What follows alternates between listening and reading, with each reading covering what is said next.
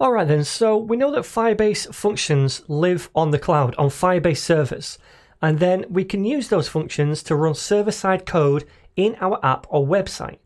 Now there's several different types of cloud functions that we can create, and they're triggered in different ways. So maybe by database events or authentication events or storage events or analytic events, etc. So for example, we could create some kind of cloud function that's triggered only when a new user signs up. So our cloud function could be listening for that event and then only run when that happens. Or we could create a function which is triggered by a new record added to the database, and that function will only run when that database event occurs, right? So these things are all called triggers, and specifically these type of triggers are background triggers because they are events that occur in the background of your app or website, right?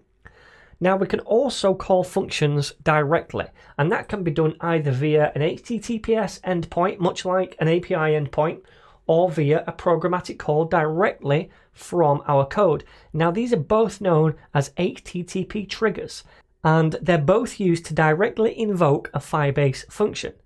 Now in this tutorial, I'll show you how to set up an HTTP function which we can trigger via an endpoint directly in the browser. And in the next lesson, I'll also show you how to create a callable function too from our code. And we'll look at the other type of functions or the other type of triggers, background triggers, later on in the series. Okay then, so the first step when we're creating a function is to create the function locally in our editor, and then we take the functions file and we deploy that to Firebase so that then they sit on Firebase servers and we can invoke them. So if we take a look inside our functions folder, this is where all of our functions are going to live. Now, first of all, we have the node modules folder. That's all the stuff we installed at the start that we need for functions to work, okay? And if we have other node modules, they can be installed into this directory as well. Now, we also have a git ignore, we have the lint file, we have this file right here, which is index.js, and this is where we create our functions right here. Now remember, this is going to be in a Node.js environment, so when this gets deployed to Firebase servers, they're running in that Node environment.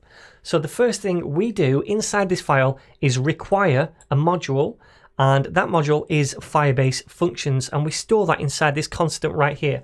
And whenever we want to create a cloud function, we're going to need to use this functions constant right here. Now they've given us an example right here, but I'm going to delete that and create my own from scratch. So I'm going to do a comment to say HTTP request 1. So remember, this is an endpoint request kind of function that we're creating. And to do that, we're going to say exports, first of all, because we're going to export this, and we're going to give this function a name. I'm going to call this random number. You can call it what you want, but this function that I'm going to create is going to return some kind of random number to the browser. So that is set equal to functions, which is the thing we required at the top. And then we say what type of function we want to create. Well, we're creating an HTTPS function. And remember, there was two types of those. There was the callable one and the other one, which is a request, an endpoint request. So we say dot on request to make one of those. Okay, so we use this method, and this method takes as an argument a function. And this function will fire whenever we make a request to this function, okay? So inside here, I'm going to open up a function like so. Now this callback function right here also takes in a couple of arguments, and they are the request and the response arguments. Now if you've ever used Node.js and Express, this looks an awful lot like that, where we get these two objects.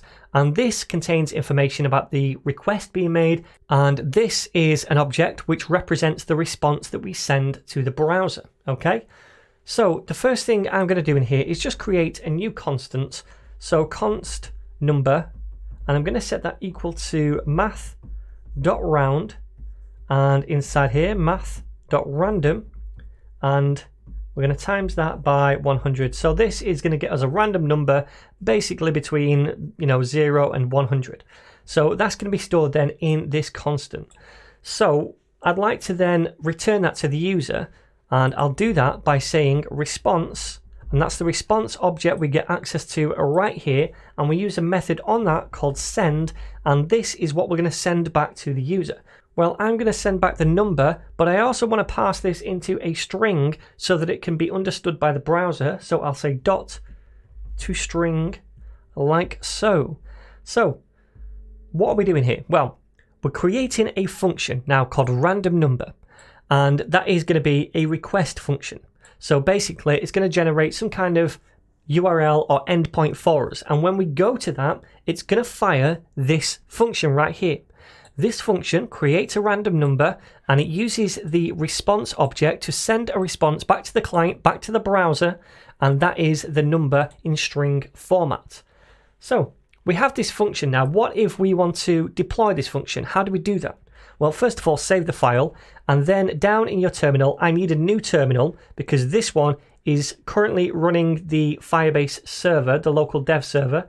So I'm going to come down here and press the plus icon to do that. And in here, I'm going to say Firebase deploy and then -- only functions.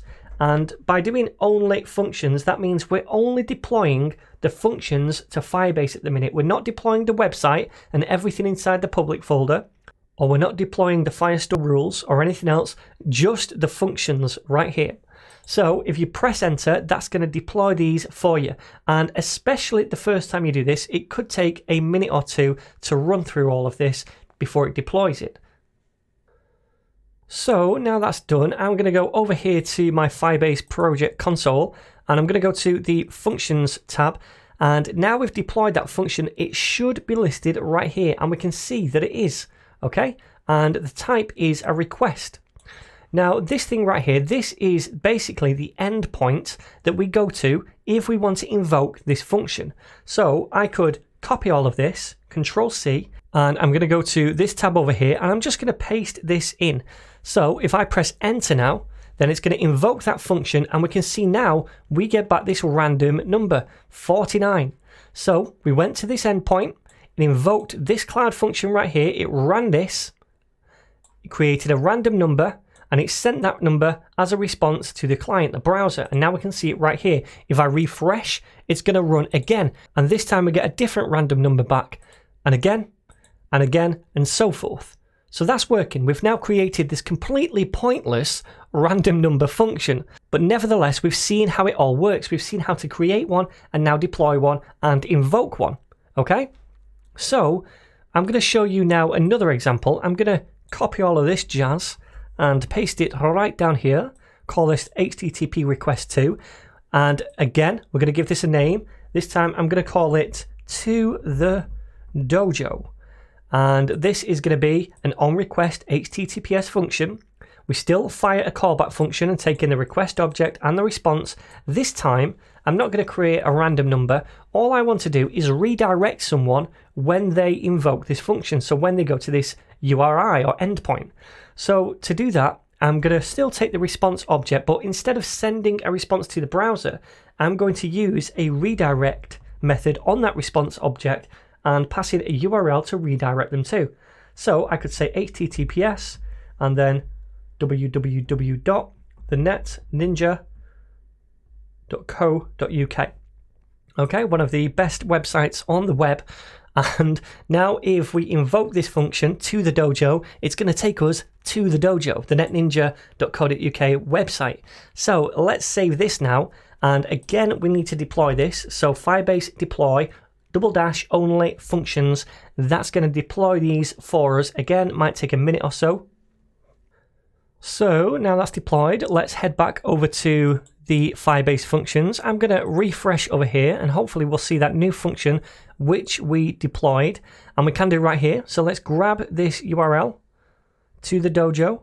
I'm going to copy it and I'm going to paste it right up here, and this should basically just invoke that function and then redirect us to the NetNinja website. So press enter, fingers crossed, and I think this is working. Even though my website is taking a long time to load, it's still working. So now we see possibly the best site on the web right here. Okay, so there's actually one more thing I want to show you, and that's these logs right here. So we can use these logs as a bit of a debugging tool and log stuff out when we invoke the different functions. We automatically see some messages when we either deploy the function or the execution of the function started, etc. But we can also log our own messages to this panel as well. And the way we do that is just by using console.log. So right here, for example, I could say console.log, and then we'll just log out the number.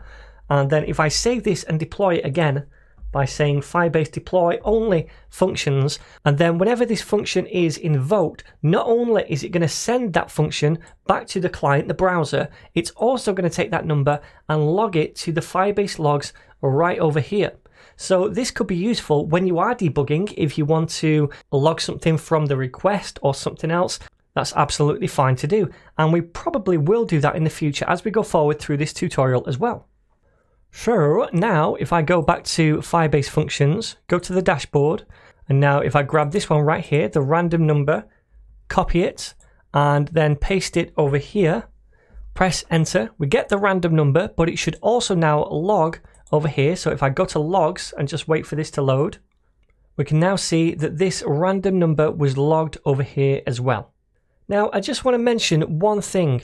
When you first start to run your functions, when you first start to invoke them, it might seem like it's taken a long time to invoke them and to get a response. And that's absolutely normal, because when you first create a function and just use it a little bit, Firebase kind of withholds its resources a little bit, and it does take a little time to do. But as more people use it and the function is invoked more often, then it does speed up in the future. But anyway, hopefully now you understand how to create these type of functions and how to deploy them to Firebase and then invoke them to get a response.